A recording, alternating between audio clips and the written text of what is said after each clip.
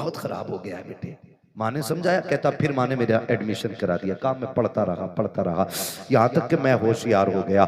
जब होशियार हुआ तो फिर मेरे पीछे तो ये ताना पड़ा था, ये इल्जाम मेरे सर पे था कि मैं कानी का बेटा हूँ। का जब मैं समझदार हो गया ना, मैं मजबूत हो गया, मुझे लगा कि मैं फैसला खुद कर सकता हूँ। कहते मैंने एक दिन आके ना घर पे बस्ता फेंक दिया।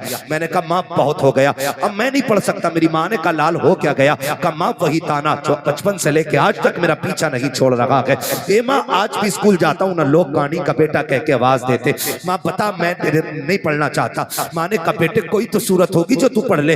बेटे पढ़ाई आधी से ज्यादा हो गई है, जिंदगी तबाह बर्बाद न कर। बच्चे ने कहा एक शर्त है। कहा क्या? कहा तू मुझे छोड़ के चली जा या मैं तुझे छोड़ के चला जाता हूँ, तुझसे आज के बाद मेरा कोई रिश्ता नहीं रहेगा। अगर यह शर्त मंजूर है तब मैं पढ़ने के लिए जाऊंगा। जब इतनी बात बेटे ने कही है, खुदा की कसम हजारों बिजलियां माँ के कलेजे पे गिर गई थी। कौन सा दर्द था जो आज माँ को याद नहीं आ रहा था? कौन सा एहसास था जिसने आज माँ को रुलाया नहीं था? जब बेटे ने इतना कहा कि इस शर्त पे पढ़ाई होगी कि तुझसे मेरा कोई रिश्ता नहीं। माँ तो माँ होती है, तू बीवी को लेके उड़ के जाके कहता है मेरी माँ ने इजाजत दी है। तूने तो कुछ भी नहीं मांगा, जो इसने मांग लिया था। इसने कहा आज के बाद तेरा मेरा कोई रिश्ता नहीं है। नौजवान कहता मेरी माँ ने कहा ठीक है शहजादे, आज के बाद तेरा मेरा कोई रिश्ता नहीं। उसने कहा माँ कोई पूछे भी तो बताना मत, मैं तेरा बेटा हूँ और ना मैं कहूंगा तू मेरी माँ है। माँ ने अपनी आंखों में आंसू लिए, बेटे से जुदाई बर्दाश्त कर ली। वक्त बदलता गया, बेटा पढ़ता चला गया। फिर अल्लाह ने अच्छी नौकरी दी, शादी भी हो गई, अच्छी दुल्हन मिल जाती है। अल्लाह ने इसको एक बेटा अता किया। जब बेटे की खबर माँ को पहुंची है, कई बार इस बेटे को देखने के लिए माँ बेटे के दरवाजे तक आई है, लेकिन गैरत ने कदम रोक दिए थे। हिम्मत जवाब दे गई, अपने बेटे को माँ बेटा ना कह सकी, पलट के वापस आ गई। चंद साल फिर बीत गए। फिर एक दिन माँ ने सोचा अब दुनिया से जाने वाली हो, क्यों ना अपने बेटे का चेहरा देख के आ जाऊं। माँ ने कदम उठाए गए, कलेजे पे बर्दाश्त का पत्थर रखा, बेटे के दरवाजे पे आके खड़ी हो जाती है। दस्तक दी, अंदर से इस बूढ़ी का पोता निकल करके आया। उसने कहा क्या बात है? कहा मुझे इस घर के मालिक से मिलना है। बच्चे ने अंदर जाके कहा अब्बा जी कोई औरत आई है, उसकी एक आंख नहीं है, आपसे मिलना चाहती है। जब इतनी बात सुनी है, उसने कहा उससे जाके कह दो मैं घर पे नहीं हूँ। जब बच्चा पलट के आके कहता है मेरा बाप घर पे नहीं है, अल्लाह अकबर। माँ ने आंखों में आंसू भर के बच्चे से कहा था बेटे तू कौन है उसका? कहा मैं उसका शहजादा हूँ। माँ बेसाख्ता होकर के अपने पोते को सीने से लगा लेती है। याद रखिएगा माँ बाप को औलाद प्यारी होती है, लेकिन बुजुर्गों ने कहा है पूत से ज्यादा पोते प्यारे हुआ करते हैं। वजह ये नहीं होती है कि वो रोटी देंगे, वजह ये नहीं होती है कि बुढ़ापे का सहारा बनेंगे। इसलिए पूत से पोते प्यारे होते हैं क्योंकि माँ बाप को अपने पोते के अंदर अपने बेटे का बचपन नजर आया करता। नारे तकबीर, नारे रिसालत, मसलके आला हजरत, मसलके आला हजरत हजरत मुफ्ती हम्माद साहब किबला। नारे तकबीर, नारे रिसालत। वाह वाह, जवाब नहीं। इसलिए पोते पूत से प्यारे होते। मैं बहनों से कहूंगा ये आई बैठी हैं, कई बार ऐसा होता बूढ़ा ससुर पोते को गोद में ले लेता है ना। आजकल तो जेंटलमैन है ना, बहुत पढ़े लिखे लोग हो गए, सब ऐसे पकड़ के खींचती है, उठ यहां से, देखता नहीं इसे सांस का मर्ज है, इसके मुंह में थूक आता है, इसकी आंखें गंदी रहती हैं। यही वजह है कि हम पढ़ाने के बाद भी अपनी औलाद को इंसान नहीं बना पाए। गलत नहीं कह रहा हूं। जिन लोगों को किताबें ना मिली, बूढ़ों का दामन मिल गया, वो आज भी इंसान है। और जिन्हें किताबें मिली, बुजुर्गों का दामन न मिल सका, वो पढ़ लिख कर भी जानवर से ज्यादा बदतर है। इसलिए कि इल्म किताबों से मिलता है, लेकिन तजर्बा बुजुर्गों की बैठक से मिला करता है। बेशक, वाह वाह, क्या बात है, हक गोद बात से है। खींच लाती है, गोद से। मजाल है जिसमें दादा ने खाना खाया उसमें पोते को खाना दे दिया जाए। ऐसे उठा के पलट बुड्ढे के आगे की नल के आगे फेंकी जाती है जैसे कुत्ता मुंह डाल के गया हो। किस इंसानियत की बात करते हो आप? किसे तरक्की कहते हो? वो अंधेरा की भला था कि कदम राह पे थे, रोशनी लाई है मंजिल से बहुत दूर हमें। पहले घर कच्चे थे लेकिन रिश्ते पक्के थे, आज घर पक्के हो गए, रिश्ते कच्चे हो गए। जी, ये वजह है सगा बाप जिस प्याले में सालन खा ले, जिस प्लेट में खाना खा ले, बेटा उसमें खाना खाने तैयार नहीं। अब्बा के आगे का गिलास बेटा धो के पानी पीता है, मौत नहीं आ जाती? कह रहा नहीं, इससे बीमारी फैलेगी। मेरे नबी ने फरमाया सूरुल मोमिन शिफाउन, और जालिम मोमिन के जूते में शिफा होती है। उससे किसने कह दिया कि इसमें बीमारी है? आज बाप के जूते बर्तन में बेटे पानी नहीं पीते। मुझे बताओ, दौर बहुत करीब है। हमने सन 2000 के बाद का जो दौर हमने देखा है ना, इससे पहले कभी ऐसा दौर नहीं आया। इससे पहले कभी ऐसा दौर नहीं आया। आज कंडीशन ये है कि 25% लोग कैंसर के मरीज हैं। हाँ, 25% कैंसर, 99% शुगर घुसती जा रही है। गलत नहीं कह रहा हूं। जानते हो क्यों? क्योंकि हमने अपनों का झूठा खाना छोड़ दिया। आज तो 4 भाई एक दस्तरखान पे बैठे होते हैं तो 4 अलग अलग प्लेटें लगती हैं।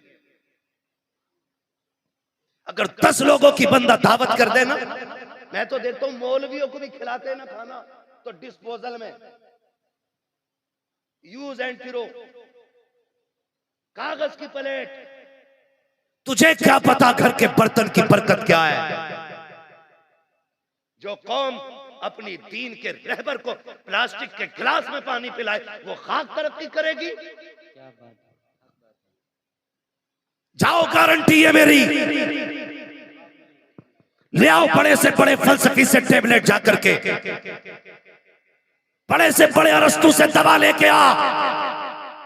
खुदा की कसम, जब दवाएं काम छोड़ जाती है तब छक मार के तुम्हें दुआओं के लिए जाना पड़ता है। क्या बात है। इसलिए कि जो काम दवाएं नहीं करती हैं वो काम दुआएं किया करती हैं। लेकिन आज हुआ क्या?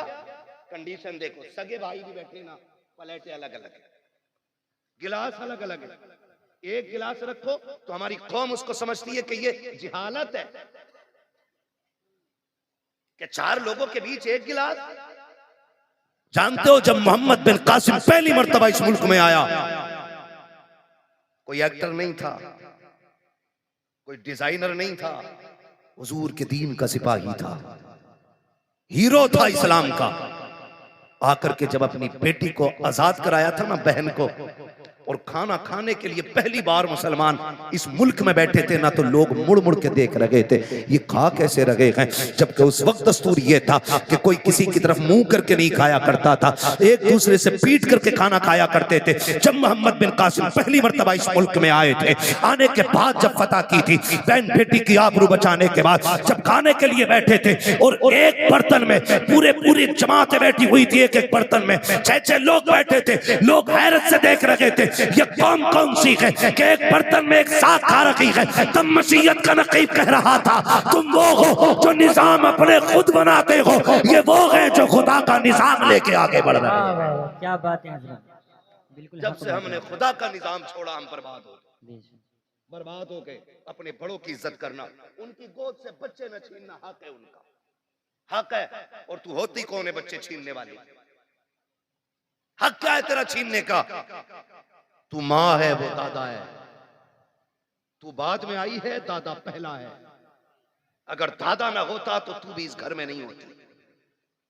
मगर इसी को जो है ना, हमारे लोग, हमारे भाई उल्टा बच्चों से कहते हैं, हाँ हाँ सही तो कह रही तुम्हारी अम्मी, जाना मत, अब्बा के झूठा खाना मत। तुझे पता है जब बंदा 70 पार कर जाता है ना, और उसके पैर कांपने लगते हैं, हाथ नहीं काम कर पाते हैं, नजर पूरी नहीं देख पाती है, चप्पल जूते ढूंढने लग जाता है, लाठी टटो के पकड़ता है ना, तब खुदा आवाज देकर कहता, फरिश्तों खबरदार, अब इसके अमाल से कलम गुनाहों के एतबार से उठा लिया जाए, अब इससे खता भी हो जाए तो खता न लिखना, इसलिए कि अब मेरा बंदा दुनिया तनहा छोड़ गई है, अकेला रह गया है, अब मेरी रहमतों का सहारा है। देखते नहीं हो फरिश्तों, कोई जूती चुरा रहा है, कोई लाठी छुपा देता है, किसी को थूक से नफरत है, किसी को इसके मुंह से नफरत है, कोई इसकी आंखों से घिन कर रहा है। अब दुनिया ठुकरा गई है, देख ये सिर्फ मेरी रहमत के सहारे है। खुदा की कसम, ऐसे बंदे जब दुनिया से जाएंगे, अल्लाह कयामत के दिन बड़े बूढ़े को बुलाएगा और बुला के पूरे परिवार को इकट्ठा करेगा। फिर उस बड़े बूढ़े से पूछेगा, बता इनको पहचानता है, ये कौन है? वो कहेगा, हाँ ये मेरी पोती लगती है,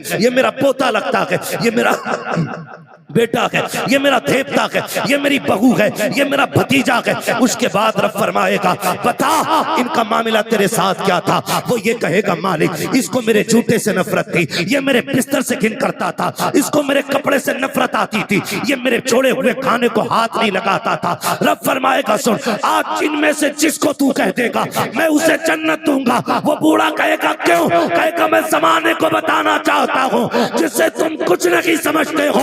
रब ने आज महशर में उसे शफाअत का इख्तियार अता कर डाला है। क्या बात है हजरत, जवाब नहीं है। माशाअल्लाह, वाह। इज्जत करो अपने बड़े बूढ़ों की, वरना याद रखना जैसी करनी जोर से जैसी करनी वैसी करे। छोड़ो बुड्ढों को यार, बड़ा रहने दो, इन्हें क्या पता है। अब 5G का दौर है, बुढ़े के दौर में कोई भी जी नहीं था।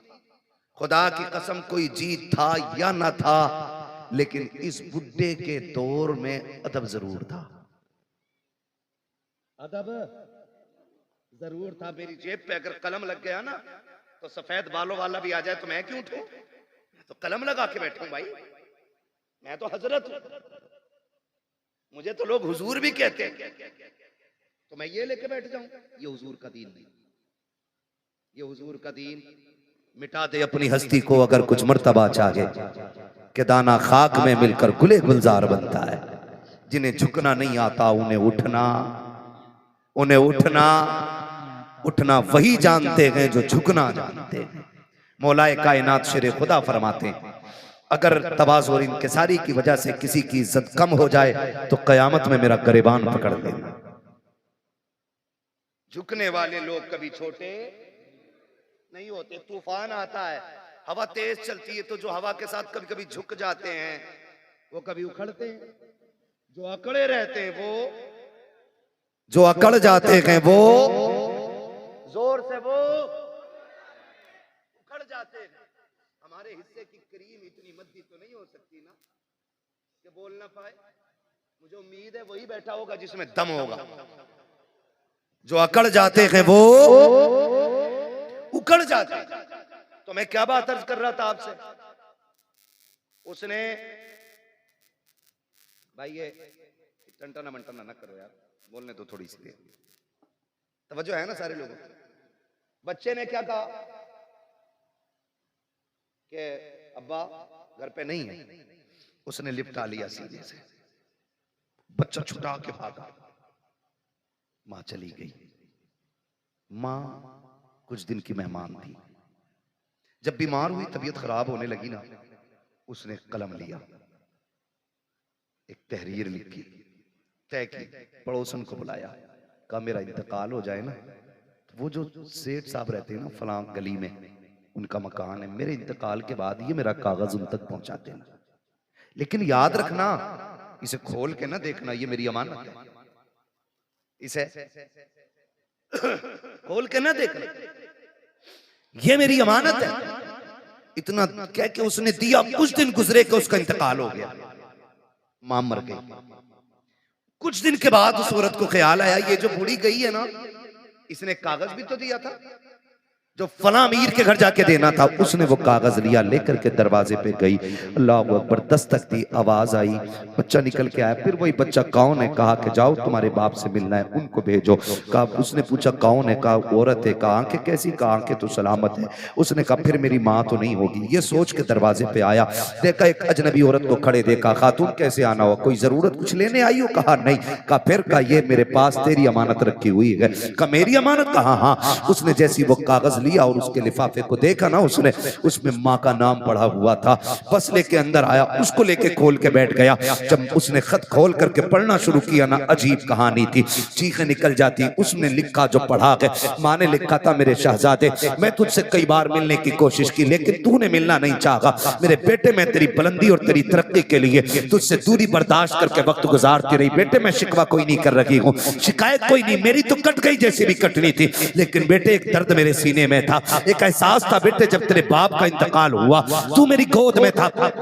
दुनिया ने मुझसे कहा था निकाह कर ले, जवान है, मगर मैं तेरी जिंदगी के लिए मैंने अपनी हसरतों को कुर्बान कर दिया, अपनी जवानी मैंने तेरे लिए लुटा दी, मैंने तेरे होते हुए किसी से निकाह को गवारा नहीं किया। मैं ये सोचती रही शायद कोई और आएगा मेरे बेटे को इज्जत नहीं दे पाएगा, मैं तेरी इज्जत की खातिर बेटे जवानी कुर्बान कर चुकी, मेरी जिंदगी लग गई तेरे नाम। लेकिन बेटे दर्द उस दिन हुआ था जिस दिन तूने मुझसे ये कहा था अम्मा मैं तुझे छोड़ के जाना चाहता हूँ। उसमें लिखा था मेरे बेटे उतना दर्द तो तेरे बाप के इंतकाल पे भी नहीं हुआ था जितना दर्द तेरी जुदाई से मुझको हुआ था। ए मेरे बेटे बड़ी हसरतें मैंने तेरे साथ पाली थी, लेकिन तूने सारी हसरतों को 2 मिनटों में खाक में मिला के रख दिया था। मेरे बेटे तू मुझे छोड़ के चला गया, तेरी नाराजगी की वजह सिर्फ इतनी थी कि मेरी एक आंख नहीं थी और लोग तुझे कानी का बेटा कहते थे। कहा बेटे आज इस रात से पर्दा हटा रखी हूं, जिस आंख की वजह से तू मुझे छोड़ के गया है आज इस आंख की कहानी भी सुन ले। उसमें लिखा था मेरे बेटे मेरे शहजादे कान खोल के सुन, तेरे बाप का इंतकाल हो चुका था,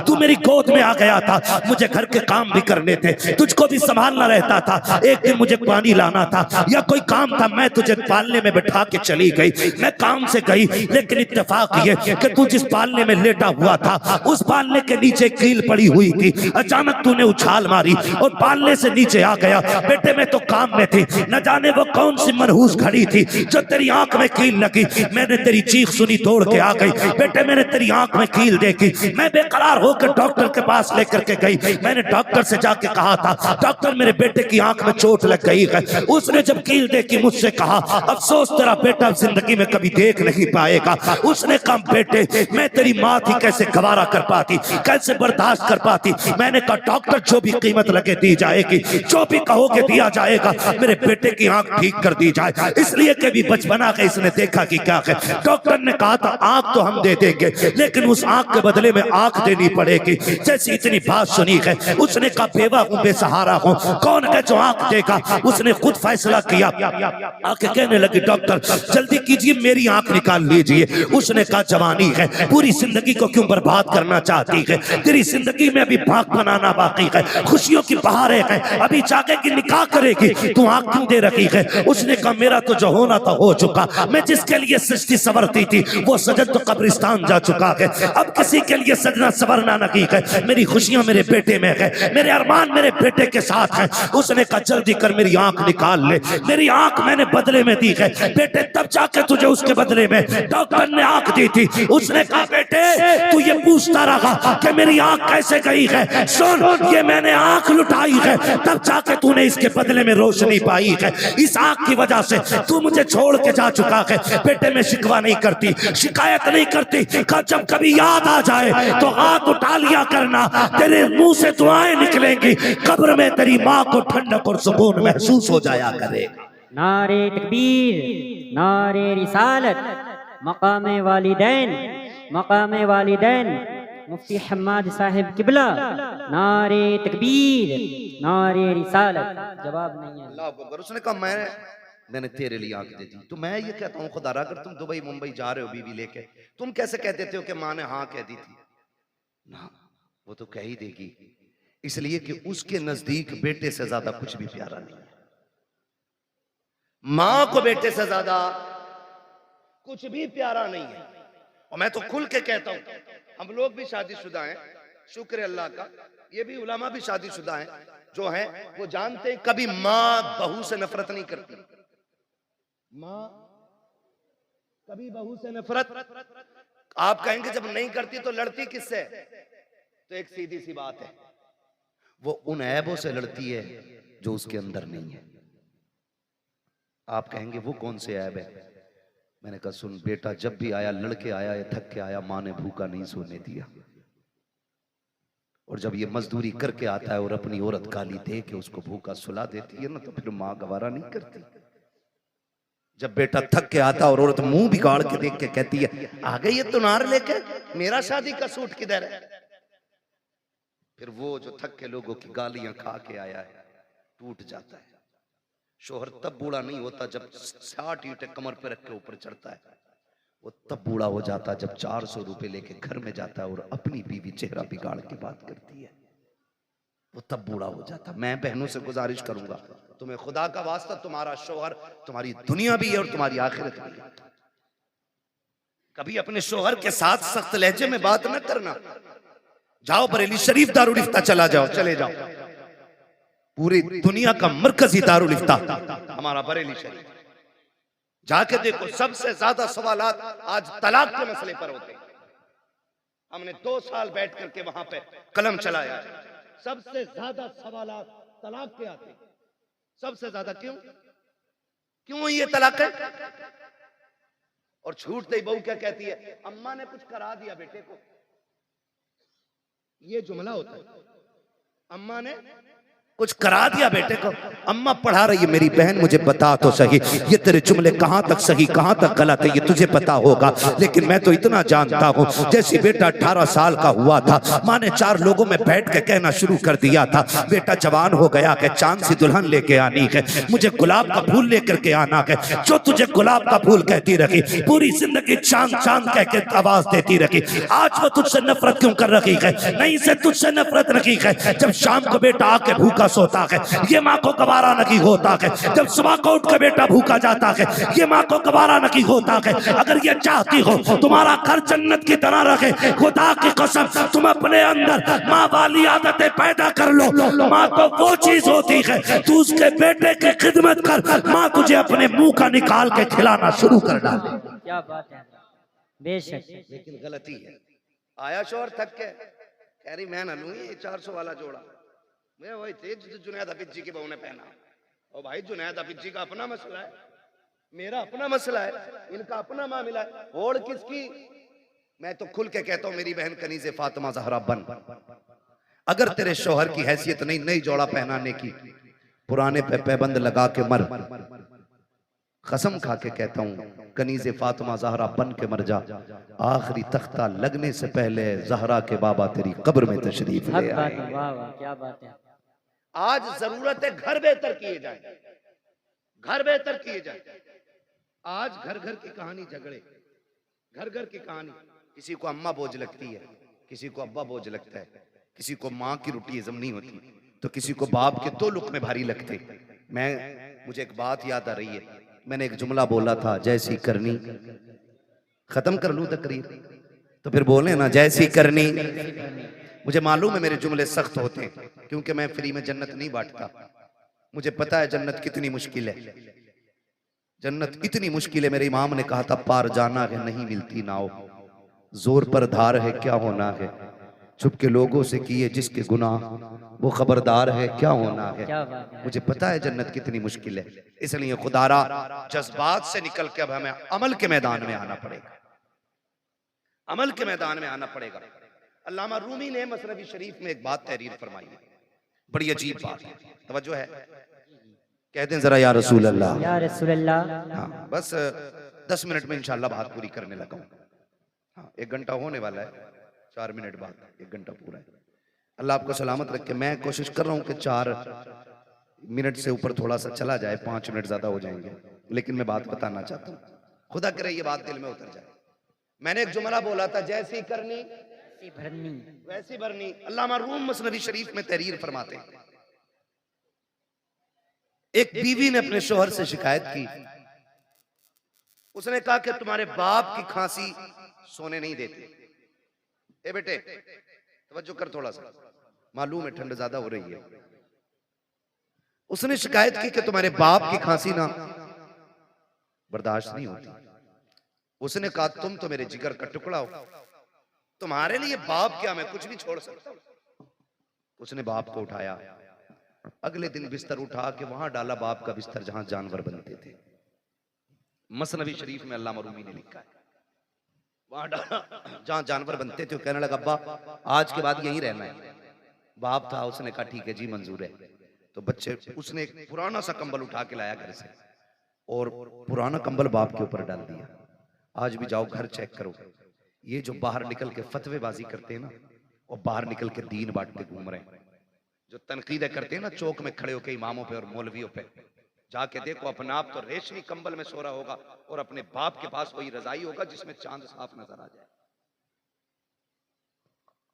ये कंडीशन है, अमल से बिल्कुल खाली है। ये लगता है कि बस ये बोलना जो है ना यही जन्नत ले जाए। अमल मजबूत कीजिएगा, हम सबको अमल मजबूत करना है। अल्लामा रूमी लिखते हैं, उसने पुराना सा कंबल बाप के ऊपर डाला और साथ में उसका अपना बेटा भी गया था। हाथ पकड़ के पलटा ना, बेटे ने बाप पलट के दादा को देखा, कुछ याद आया उसे, उसने बाप से हाथ छुटाया और दादा की तरफ गया। जो कंबल दादा के कंधे पे रखा था ना, वो उतारा, उतारने के बाद पैर के नीचे रखा, उसके दो टुकड़े किए, दो टुकड़े करके आधा दादा के कंधे पे डाला, आधा अपने। अब्बा चूंकि नौकरी वाला था, पैसे वाला था, अब्बा ने कहा ये क्या बदतमीजी है, तेरे लिए मखमली लिबास है, अच्छे बिस्तर है, तू ये क्यों लिए जा रहा है? उसने कहा देखा ना भैया मैंने। कहा क्या? कहा दादा बूढ़े हो गए तो आपने पुराना कंबल इनको दिया है, मैं हिसाब लगा रहा हूं कल आप बूढ़े होंगे, जैसे आपने दादा को यहां लाके डाला, मैं कल आपको यहां लेके आऊंगा। तो उसने कहा शायद कल पुराना कंबल ना हो। उसने कहा आधा फाड़ के लेके जा रहा हूं, आधा दादा का है और आधा आपका है। इतना सुना ना, उसकी चीख निकल गई। उसने कहा सच है, जैसी करनी वैसी, जैसी करनी वैसी भरनी। आपसे मेरी गुजारिश है, माँ बाप है ना तो उनको राजी कर लो, ये सबसे बड़ी दौलत है। कोई पीर तुम्हें जन्नत नहीं देगा अगर माँ बाप नाराज है। पीर तो क्या यार, मैं कहता हूं बगदाद चले जाओ, बड़ा पीर भी जन्नत नहीं देगा अगर माँ बाप नाराज है।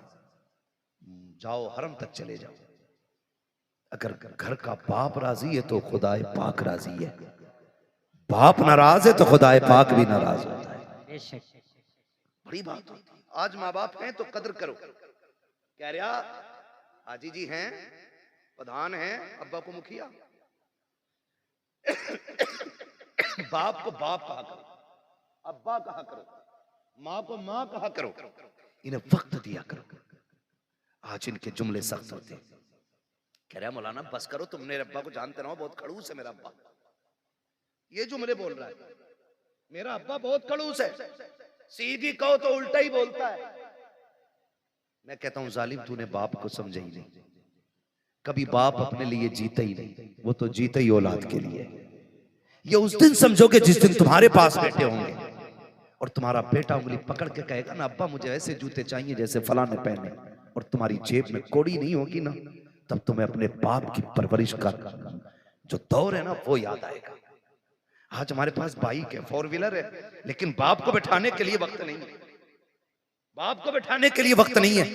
और वो तो तब लेके हमें चला जब लोग उस दौर में साइकिल का तसव्वुर भी नहीं करते थे, जब गाड़ियां नहीं थी। 4 किलो मेले की जिद कर दी हमने, जाने 4 किलोमीटर तक बाप कंधे पे लेके जाता था। एक बार रास्ते में उसने नहीं कहा बेटे मैं थक गया हूं, थोड़ी देर चल ले। उसने कंधे तो बदले गए लेकिन पैर नहीं बदले थे, उसने कंधा बदला गए लेकिन हक नहीं बदला था। वो तुझे लेके चलता रहा, जितने कांटे लगे अपने लिए उसने, जितनी मुसीबतें आई खुद संभाली उसने। आज उस बाप को 10 रुपए की दवा की जरूरत होती है, बेटा पर्चा पकड़ के कहता है किस डॉक्टर ने लिखी है दवा, इतनी महंगी दवा कौन देता है। खुदा की कसम खा के कहता हूँ लोग बातें करते हैं, अब खून जाम हो जाता है, बूढ़ा हो गया है बाप, हार्ट अटैक से मर गया। और मैं तो खुल के कहता हूँ बाप का खून कल भी गर्म था, आज भी गर्म है, आखिरी सांस तक गर्म रहता है। इसको ठंडे ने नहीं मारा है, इसको खून के जमने ने, ब्लड प्रेशर ने नहीं मारा, इसको औलाद की तानों ने मार दिया है। आप कहेंगे कैसे? तो सुन प्यारे, आज सर्दी का मौसम आ गया है, खांसी उखड़ के आएगी। जो खांसी बाप को पिछले साल हुई थी वो इस साल भी होगी। वो डरते डरते तकिए के नीचे से गिलाफ में से एक कागज का टुकड़ा निकालता है जो 1 साल से रखा हुआ है, और वो खांसी के सिरप का रेपर होता है। वो सोचता है, कभी ख्याल करता है इससे दवा मंगाऊं के ना मंगाऊं, लेकिन खांसी परेशान करती है। फिर ख्याल आता मंगाऊं के ना मंगाऊं, फिर दिल पे पत्थर रख के वो निकालता है कागज और देता बेटे को। जब बेटा कागज देखता है और उसको मोड़ के कहता तुम्हारे खर्चे उठाऊं या औलाद के खर्चे उठाऊं, जब इतना सुनता है तब बाप को अपनी परवरिश पे एहसास होता है। वो फिर कहता मालिक ये बेटा ना होता तो क्या हो जाता, ये मर क्यों नहीं गया था, क्या इस दिन के लिए जवान किया था, मैंने इसके लिए एक एक पल मर के गुजारा है। एक दिन डॉक्टर ने कह दिया था इसके दिल में सुराख है, बच नहीं पाएगा। मैंने दुनिया का एक एक हॉस्पिटल चेक कर लिया, जगह जगह पे लोगों से दवाइयों की की भीख मांगी, संपत्ति में आग लगा दी, जायदाद जला डाली ताकि बेटे को जिंदगी मिल सके। आखिर में जब डॉक्टरों ने ना कह दिया तो इसी बाप ने अपने दिल का नजराना दिया और कहा था डॉक्टर हो सके मेरा दिल ले ले लेकिन मेरे बेटे की जिंदगी बचा ले। खुदा का करना ऐसा हुआ, बाप का ये दो जुमले बेटे की जिंदगी के काम आ गए, बेटा बच गया। आज जब बाप दवा की बात करता है बेटे उल्टी छेप करके दिखा देते हैं। खुदा के वास्ते तुम्हें समझाया क्यों ना कि पीर ने, तुम्हें बताया क्यों ना कि तुम्हारे खानदान वालों ने कि जन्नत पीर के कदमों में नहीं, जन्नत माँ के कदमों में है। तुम्हें बताया क्यों नहीं गया है कि अगरबत्ती मज़ारों पे लगाने से अल्लाह उतना राजी नहीं होता है जितना बाप के पैर दबाने से राजी होता है। जाओ आज भी गारंटी है, बरकत ना हो अपनी दौलत का हिस्सा बाप पे लुटाया करो, खुदा उसके सदके में तेरी 7 पुश्तों के रिस्क का इंतजाम फरमा। क्या बात है, वाह वाह, जवाब नहीं। हाँ मौज आ रही है, मौज।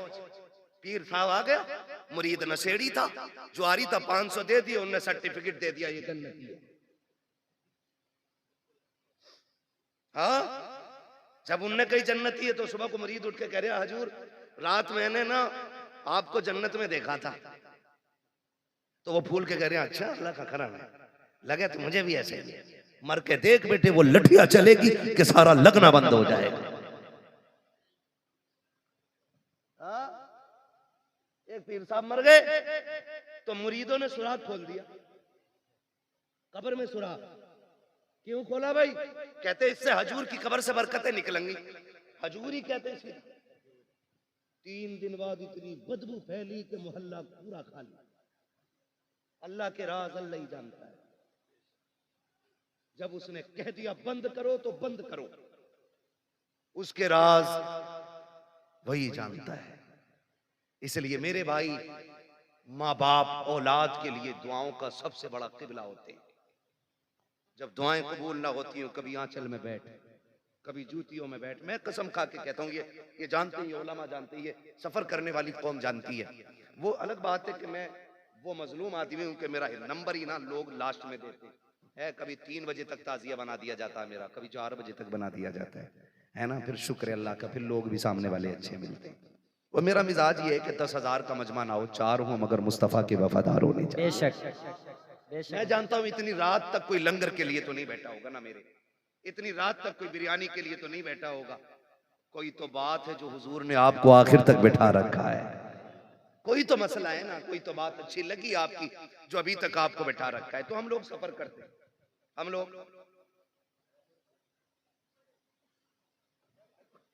क्या बात है हजरत, हम लोग सफर करते हैं, थके हारे रहते हैं। मैं कसम खा के कहता हूँ, अल्लाह ने बड़े से बड़े अच्छे कमरे भी दिखा दिए, बड़ी से बड़ी गाड़ियां भी दिखा दी। और ये हमारा कमाल नहीं है, ये हुजूर के जिक्र का कमाल है। वरना हमारी औकात तो साइकिल भर की नहीं थी। ये तेरा करम है आका के बना लिया है अपना, कहा मुझसे ये कमीना, कहा सिलसिला तुम्हारा, है ना।